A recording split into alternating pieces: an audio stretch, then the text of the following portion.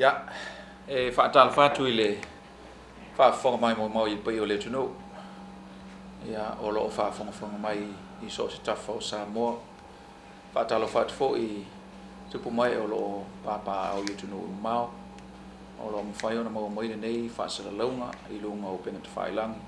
Ia fa pe fu ia la tau TV malai tio fa malo atu soifu ile tuno. Fa malo mo le nei tai au fo ole ua tafata o le malama o le tua ua mawhai ona toi whaawau ia ngā ruenga o lo whenga I male nei tū tā ua o le au nanga al tātou malo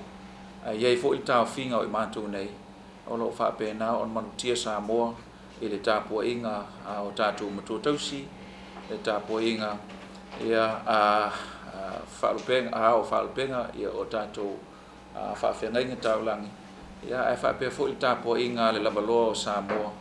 o lo o whaafonga mata po I mai masiri mai I le nei tai au fo ia e mātou te whaatalo whaatuai ia e bea o whaimusui o le National Emergency Operation Center po le NEOC ia mal komiti le nei o lo o whengai mal puipuinga o tātou toa oi whawa malo ia po le security o le atunu e whaatalo whaatuai wa man sa no atu fa tusi ana nai ya wa fataua ya ile nei tai ao ile suatu o le fatonsilio so I fu maloloina to fa le au sa mau Dr. Takena Seri ya o ia o lo o tu tau mua ya ile tu ma vai o te mau ainga o le so I fu maloloina po le health sector ya mai o le mata upo le a talnoina ia tele ina lifa I tu tau soifua maloloina fa pena fo na suatu le fionga soalo o ia o le fatonsili o le pulenga wafu matalanga ia o lo tatu tuno o le mata upu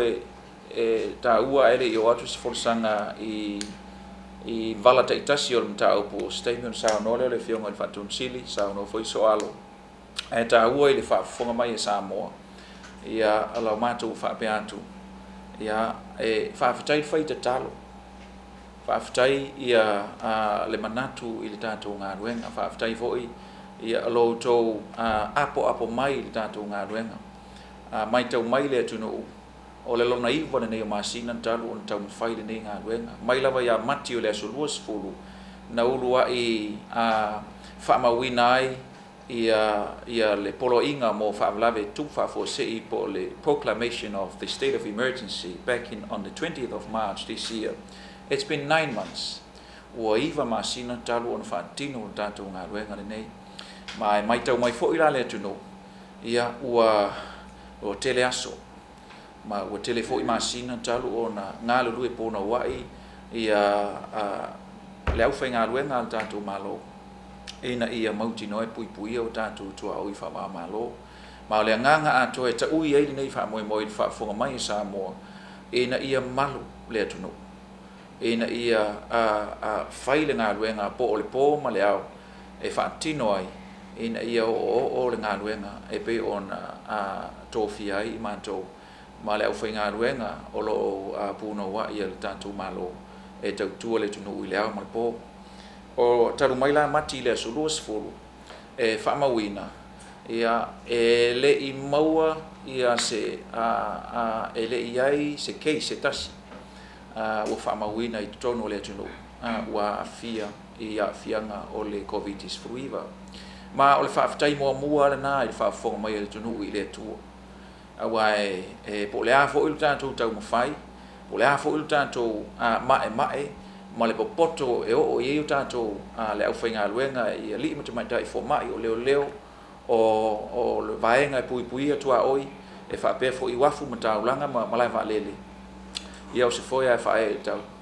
pe a le au ili whina ngalo le atua malana ta inga ma le nganga le nā e whata ua I tātou ia lo tātou tuk ta talo le nei wha moe taru mai la mati o le solua sifuru ua I le tūlanga I le malai waalele ua se full wha a tātou flights po o tātou malanga waalele ua fo I mai ua mai I tātou tangata mai le nās full wha malanga mai ua lua se lau o lua afe fitu se lau ma le lua pasese ua au ina mai tono le tunu ma faafofoga mai la Samoa e lē o se numera laʻitiiti lenei numera e o'o atu isi pasese i le taʻitolu se lau ma le taʻilua se lau tuiti taʻitolu se lau ae o le puipuiga lenā a le ʻaufaigaluega o le tatou mālō lē fio mai lē fio atu i le faatonu o le soifua malōlōina i le galuega fitā loo feagai malimi se metaʻi fomaʻi i le tatou malae valele ia o loo faatino i le au ma le pō o le tulaga i tatou afu staimi saunoa soalo ai e tatou faamaumauga o le taeao nei ua tolu se lau fasfuluono le ao faʻi o vaa ua mafai ona faataga ma faaulufaleina mai i totonu o le atunuu mai lava ia mati e o'o mai i le so tolu se lau fasfuluono vaa ma ona vaauma o staimi saunoa i ai soalo sa mulimuli taʻia ia iaiga faasoifua malōlōina ia e ua tuuina atu le tatou mālō e ina ia mafai ai ona ulufale mai pea ona taumafai atu se tala i le ponopō e le faamatalaga mai le tatou mālō e leai se vaa e sau totonu i totonu o le tatou auafu pea afai e le usitaʻia mulimuli taʻia ma faamaonia e le matagaluega o le soifua malōlōina ua usitaʻia iaiga o tulaga i le soifua malōlōina o le vaʻiga lautele lea ma galuega foʻi lea tatou komiti o le NEOC o loo faatino pe ia so uma e ina ia mautinoa o loo mulimuli taʻia e vaa ma pasese ma i latou uma e ulufale mai i le atunuu ae iaiga ua uma ona faataatia le tatou mālō e ala atu i le matagaluega o le soifua malōlōina mo i latou e ulufale mai ia mae o se talapuʻupuʻu ai le tulaga i le tatou galuega ananafi ia o silasila mai le atunuu o le toʻatele lea ma e lē o aofia uma atu le komiti i nei le laulau lenei e feagai ma le aoina o faamatalaga uma ia ma ia mautinoa e saʻo ia ma atoatoa le faamatalaga e tuuina atu i le atunuu e lē o po a ma lai le matou vaai atu ma le tilotilo foʻi ia ua tele mau tala aveaʻi ia ae o le agaga atoa o le tatou komiti ina ia tuuina atu i le atunuu ia le faamatalaga ua atoatoa uma iai faamatalaga sasaʻili mai i tutino tāua nei o le mālō ia mae o se faatomuaga na i lenei taeao i le faafofoga mai e le atunuu Samoa ia misi foʻi o le ʻau faasalalau ia o le tatou galuega e nuti mea faatasi ae tuuina atu ia le e avanoa i le fioga i le faatonu ia le ausa ia e saunoa patino lava ia i le tulaga o le mataupu e ona pei ona iai le vaa o loa sa taunuu mai i le weekend tenei ia le ausa tai o le ua no fafare fo i finagala o le atunuu ia paaliga nafi tatou tālou ia e mesai foʻi ia tatou taumafaiga i puipui o mea muamua lava ia mautinoa ia e o mai temine o loo sauga lemu ale atunuu e le o iai lava sesi e ua maua le COVID-19 ona lua o le vesi le ua esa ia o lae o loo i tutuila e le o nei le tatou cases o taʻuni o tatou cases ona o lea pe ua lafa uma i nei faapeonina o atu ai ae leai o tagata e o mai le vaa o loa o le faasolo lo latou gasologa o latou faigamalaga i tuu ia container o loa ia tumu Texas sa fe mai lai nei le weekend le sa ia talo pe o i foi o to fo e unia ia tsene o ngaruenga e fatino sa lo talo nei na fai ia le polo inga falore fa fosei o ile na su ia toi o non tato non arso fu manu loina pa wale o le pupuinga pito i maru o tato borders, and we have our international airports and also our international ports ila o waf ia mamalai vale a fa pela e se fama ia o mai nei le tato maru mo ai mai il tangata o le human transmission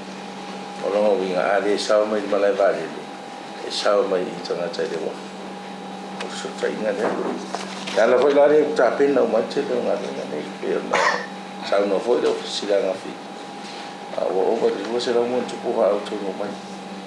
ona le ta fai ia ta fiofi ma ai ia malu ia woni o me fa mai ai le fa ton tato ta fia ma mo tu tato supplies you know le to te fa mo only supplies ni sustain life le tato so fuai ia fa pe fo swau ole ngalu nga tele ale va vai asustaitas ona ese mo ne o mai va ese mo mai ia va oloni ia na fai dore fu fa ma to fai standardized process ia muni tu ia muni sai ia le ka infection and prevention control ona ia fa te tainga process ni va uma le talu ni na fai de ta fi uma i tai le quarantine poi lai o inala ka tulo le tato fai ngalo fai de screening mai le timing factor a dia elfa mai mo ele yengi test el problem es acá por ya yo ka ku screening sa sia ki pe fever pe ese se mo ese mai fu symptoms ya on factor alpha doge ma vai ia tunu ia la to pepa ia na tala mai ro le ton ko la le umin sa wai po fea tunu ia e sa wai le temi fatto a matalmente ia re mon test ava per taiti la che ring test ngai che la ko post la ko fama mo ta fie salsa na ova avo ia e mai e tunu ia de o mo wai ai no mo lo ia fai nga fai test me foi da ne na matalon fai e tunu ora fai le test ai de isa do va ape o mai tanga malanga mai New Zealand Australia el vale e fai lo test fai lo medical clearance ya power now requirements ya ma le fa mo tau no vai lo ni manage quarantine o le sufa so na e toi va ai pe o la mai se virus se lo fai malanga le ai ni don me tupu na tudanga la le na ir va le sa fai uma me eu o foi lá e tatu tangata vai le fa pe sa va dia per mas e ma tua fai le process e fai me o PPEs ya ona kwa fai do le no ruma e le so no foi ruma pe me masani e fili salona al pailate le o le vai ngar porte ha fe tota si pe to eu runga mai de va pe mai to lua tanga tau se fu malo loina sa ro pau nga tanga to fa eu i tai mai va le wa fa to fa le na pi va tanga ta uma nei fa i wana ko pi is o le au va afo e le se to sa fa o tai e sia ke tu o le tonu e wala to ta uma la to se va en va e se potte le mano ro e le faito e si fa a tau no mai na i le waf e ma sauro le na ro pai la che e tau no man baranga ai ava tulo ia ona mo te fai te la mai la no wa le ma fai ona e le ma fai ona sau se se au va ai la lo i no le waf ona me na le fai e no foi ya de ona va ai dunga ai ava tu ta i dunga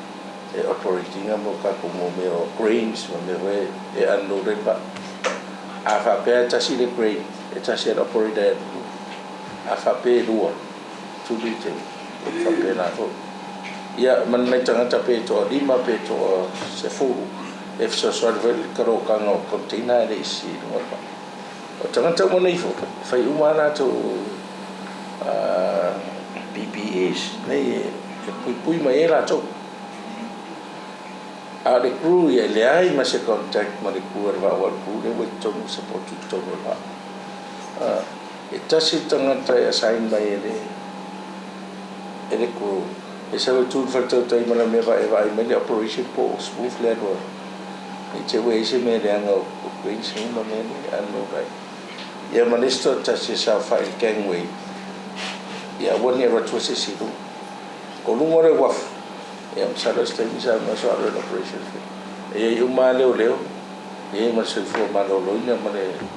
sabo port authority e leo uma le bere e sa lava se se container e le fa ka mo yeses ma nga wo uma ma fa nga fo leo me ko kia e fa nga quarantine e fa nga mai container e laula va ai le process le ina o ta o mai tutu ila sa fa for ma ko sa e di sa fa mo mon ma ko investigation vai po fair o pa o ai fa ki no o ma po fair sa e dia ya se me suia nei fu se me fa per waru se si lunga di fese PPE nei se me o le screening for no fai sa o clinical screening o le temperature vai pe mai se kare pe fugu le ma se si fa is fa mo o le avare ya le na wo tu o na tu e se foi la to fa no na to pui they have enough test I got o ta to ya fa nga le to te fa o te ni pena le to wa fe mo tu test la to a tangata mo e pensa no fi di wa fe fi la buntu o mo na test o isi ga ka fa do na test in the other some way as cardio ko asi e fa do test a wo mo fa test de a fa na ringa to a fa po fa mo kai ka ko tangata no e kai de wafu man malai va de ye mo expose isi sa mo de virus ya o mal termin de ya la pe to fa ye to e la titi se pole ina ni te wo ese o no le fai wa le pira vai ni fa pe o pira wo ye kisis e de ka ko kisis e de o ya ma se covid to mo te ni o le me foi la le ma to fa ya for extra precautions o ma o le vinga na tala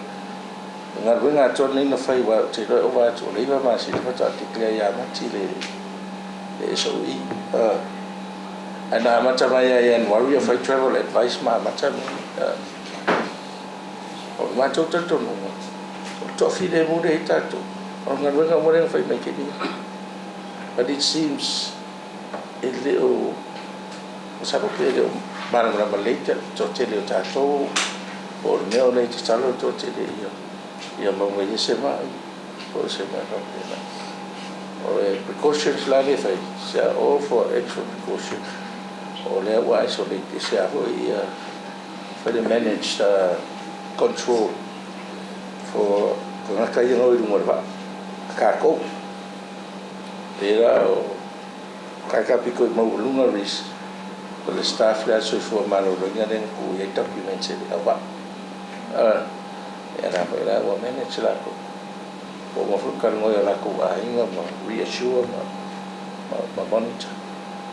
o le pai la ke de port sa mo port mo nga me vai ku e se renga sa me ku se renga lu foi la wese me na pe foi la mane crane operators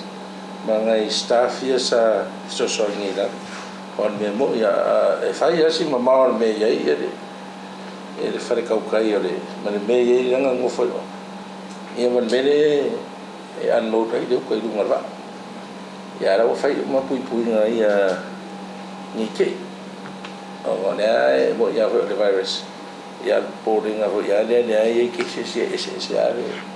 the presentation ne ke longa umone kulanga ne ila va ai ka penga ngai ma pui ne fai we've done everything by the book ya manu ya ka ko staff fa pero similar operation ne fai on mala va de ko ai prep up uma ka yo wa fo ila ka e kuila fa la ko PPEs ka uma ia ila no mo e ba de ai se contact ai fai ya o mo pula o le pole na re puia and then we have a special area ta for my kanga e le fai nga sa mo PPE le nga mo i mo ba na sa le kala ko fa le fai ave ka le e ki ai uma i special site uma o ko le fa mai fa me mo health care assistance so por ka kunga na le mo ke mo fuma ne ai fa au le ka ko putui ele vi fo le postu mai ma mera ka ko be vesi e vo e ke ya le ka ko fica wai ali le se me ocupa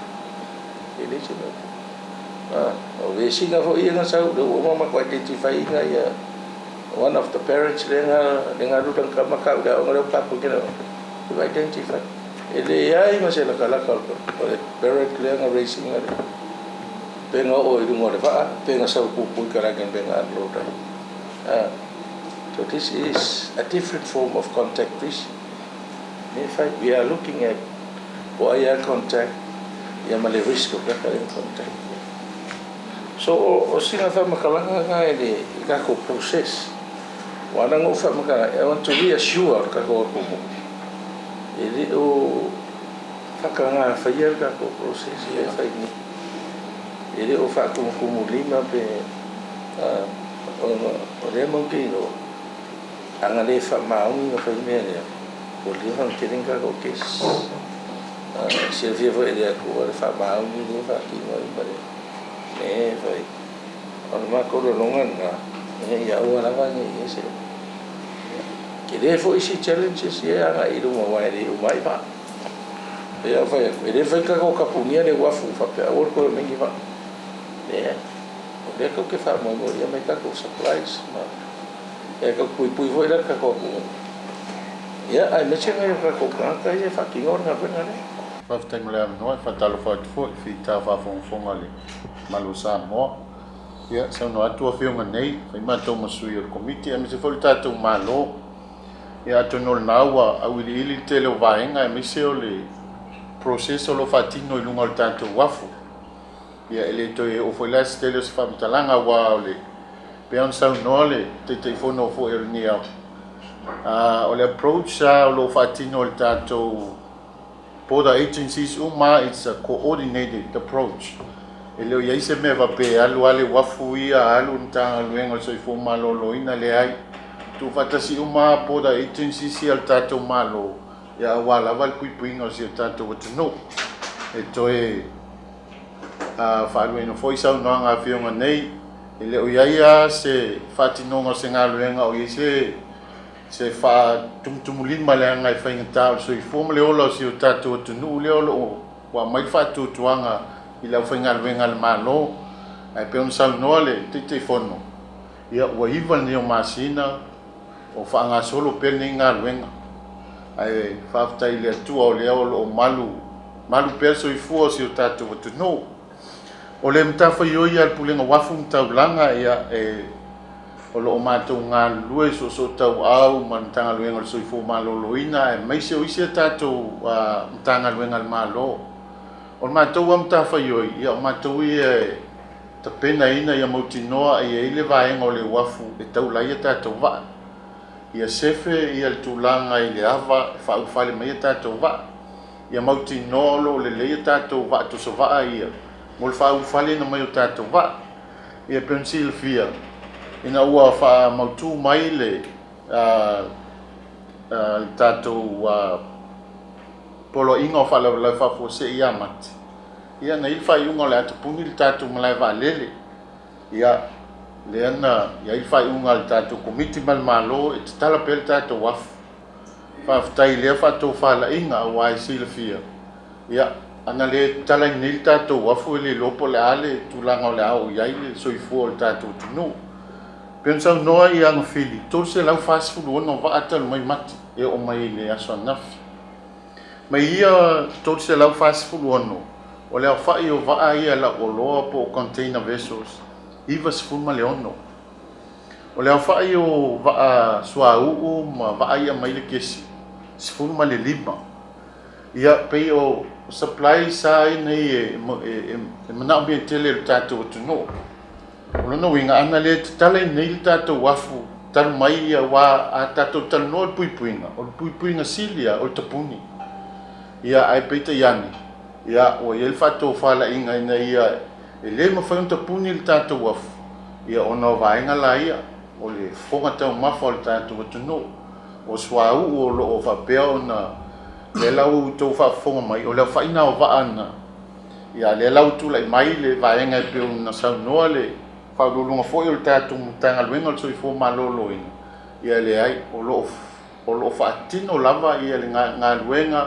i tūlanga uma o whaata o toita i ala ne ia mawhai lava ona ia ile malu puipuia so o vaenga la ia ile matafa ioi ale pulenga wafu mtaulanga o lo lima taitaina lava i le ngā luenga leo whaatino le tātou ni au i le taitainga le tātou ni au ia me se lava o le tanga luenga o le soifo malolo ina ia mao se lui tau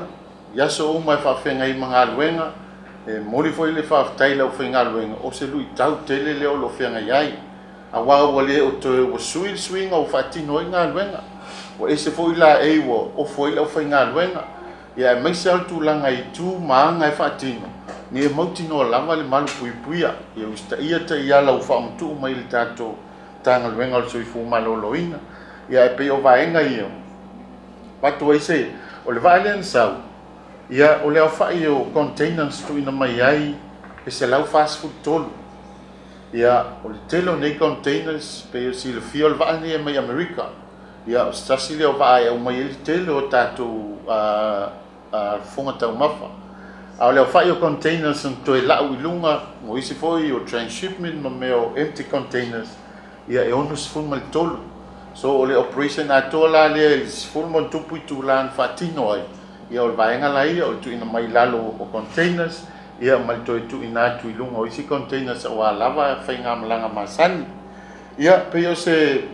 whamtalanga pupu lea i le pito la au ala mātou pulenga ia au a lava le teimi nei i whawhenga i o si o tātou atunu ia mai puipuinga mo le whamai